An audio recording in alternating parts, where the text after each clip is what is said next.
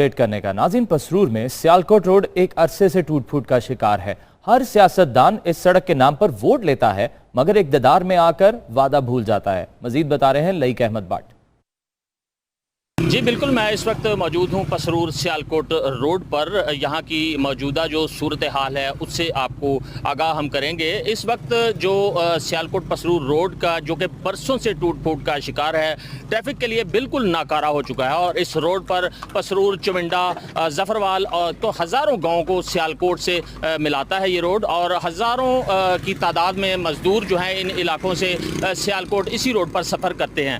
یہ روڈ اب تک سینکڑوں لوگوں کی جانیں لے چکا ہے، اور اس روڈ کی ٹوٹ پھوٹ کے باعث آئے روز یہاں ایکسیڈنٹ ہوتے ہیں۔ طالب علموں کو بھی تعلیم کے حصول کے لیے اسی روڈ کے ذریعے گزر کر سیالکوٹ تک جانا پڑتا ہے۔ سیالکوٹ پسرور کا سفر ہے تو 25 سے 30 منٹ کا، لیکن روڈ کی خستہ حالی کے باعث یہی سفر 2 سے 2.5 گھنٹے میں طے ہوتا ہے۔ یہاں پر آپ کو یہ بھی بتاتا چلوں کہ ایمرجنسی میں مریض جو ہیں اس روڈ کی خستہ حالی کے باعث سیالکوٹ پہنچنے پہلے ہی دم توڑ جاتے ہیں۔